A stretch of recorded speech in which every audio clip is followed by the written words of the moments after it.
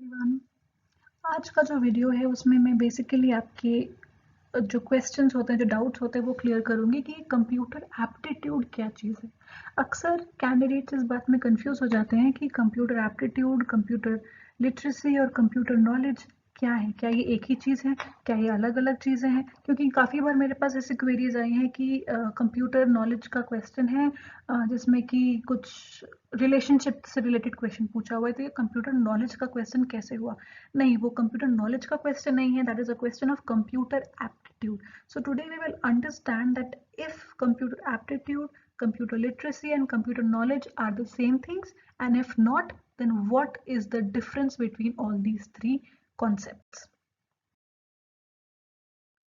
So सबसे पहले ये ध्यान रखिए कि कंप्यूटर एप्टीट्यूड एक कंप्लीटली अलग कॉन्सेप्ट है, कंप्यूटर लिटरेसी और कंप्यूटर नॉलेज अलग कॉन्सेप्ट है.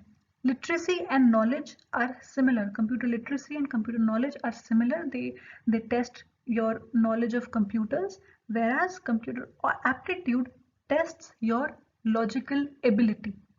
Therefore, computer aptitude is a part of reasoning, whereas computer literacy and computer knowledge are not a part of reasoning. They only test your knowledge of computers. तो computer literacy और knowledge में आपसे questions पूछे जाएंगे related to computer कि कौन सा hardware किस काम आता है, कौन सा सॉफ्टवेयर किस काम आता है, कंप्यूटर लैंग्वेजेस कौन कौन सी होती हैं, या F5 प्रेस करने से क्या होता है, या कोई document paste cut copy paste करने का शॉर्टकट क्या होता है. ये सब आपके क्वेश्चंस होंगे under computer literacy and computer knowledge.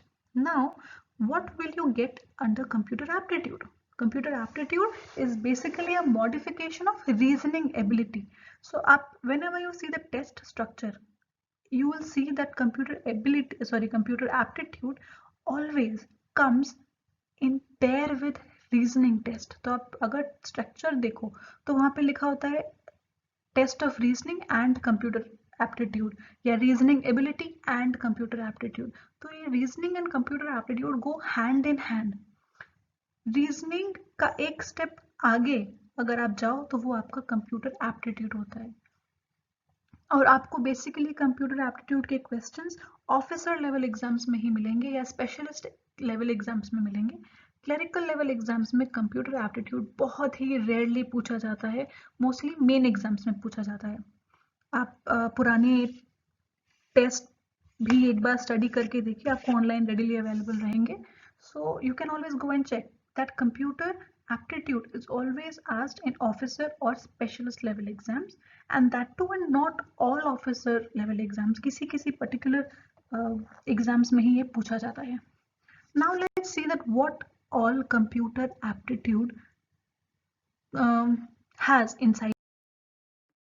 Computer aptitude में basically the first thing that is there is symbols. So अगर मुझे computer aptitude को divide करना है, so I can divide it into two parts. One is symbols and the other is movement or rearrangement. So किसी भी normal question में अगर आपको कोई सिंबल दिखाई देता है, कोई भी सिंबल, तो वो क्वेश्चन कंप्यूटर एप्टीट्यूड का होता है. फॉर एग्जाम्पल, अगर my new purse is coded as A hash B dollar and CO, and this becomes a question of computer aptitude. अगर मैंने बोला that A is to the west of B, so ये reasoning का question है.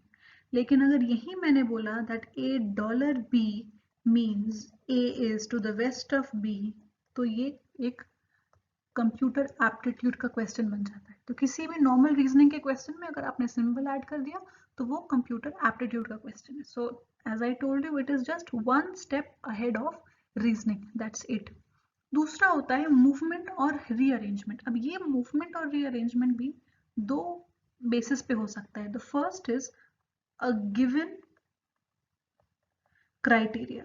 यहाँ पे आपको criteria पहले से दिया हुआ होता है, आपको पहले से बताया गया होता है, आपको सिर्फ वो क्राइटेरिया फॉलो करना होता है. फॉर एग्जाम्पल एक डाइस रोल करते हैं और अगर आपका डाइस पे एक इवन नंबर आता है तो आपको 5 स्टेप्स चलने हैं, अगर आपका डाइस पे ऑड नंबर आता है तो आपको 10 स्टेप चलने हैं। सो आपको क्राइटेरिया दिया हुआ है कि अगर हमने एक डेक ऑफ कार्ड से कार्ड ड्रॉ किया और आपको स्पेड मिलता है तो आपको क्या करना है, अगर आपको एक डायमंड मिलता है तो आपको क्या करना है। So here the criteria is already given to you, you just have to follow that criteria. And the other part is a pattern. Now this pattern you have to decipher. आपको पता करना होता है कि पैटर्न क्या है, किस तरह से क्या पैटर्न फॉलो कर रहे हैं या क्या मूवमेंट हो रहा है यहाँ। आप this is not given to you, this you have to find out. So basically computer aptitude has 3 parts, where one is symbols, 2 is a given criteria where you just have to follow whatever is given, and the third is pattern where you have to find out what pattern or what logic the question is following. Now let us look at some examples of, not examples, basically the type of questions that can come under computer aptitude. क्या किस तरह के questions आते हैं computer aptitude में। तो पहला है machine input output. This is the most basic form of computer aptitude question. Here you are given a certain elements, for example ABC 22, 45, DEZ, XYQ and 72. So this is an input which is given to you, और उसके बाद कुछ steps होते हैं जो आपको दिए होते हैं और उन स्टेप्स को फॉलो करके आपको एक आउटपुट दिया होता है.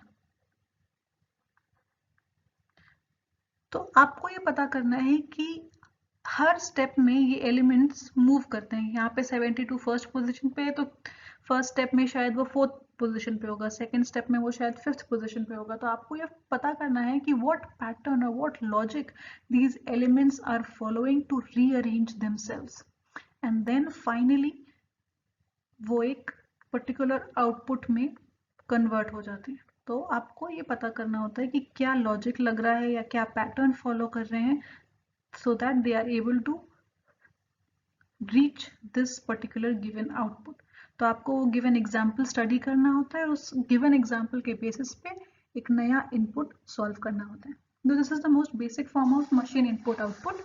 You can find a separate video in my playlist. आपको एक अलग से पूरा demonstration दिया हुआ है कि कैसे machine input output solve करते हैं, क्या कैसे logic समझ पता लगाते हैं, कैसे पैटर्न पता लगाते हैं. पूरा वीडियो अलग से दिया हुआ है. You can go and check out my playlist.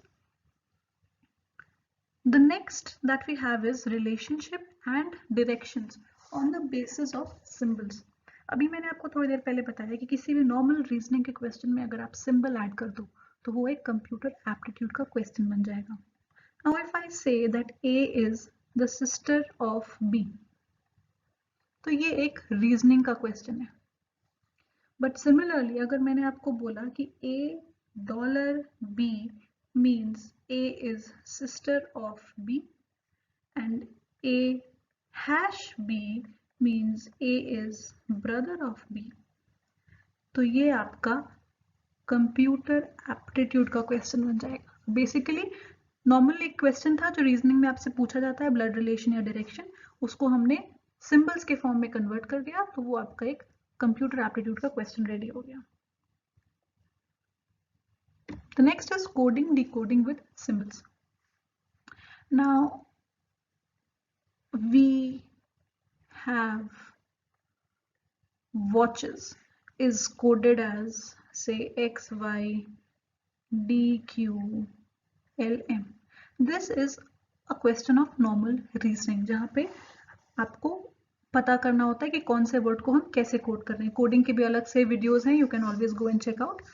But अगर इसको मैंने अलग तरह से कोड किया, for example if I code V as $2, have as 4 hash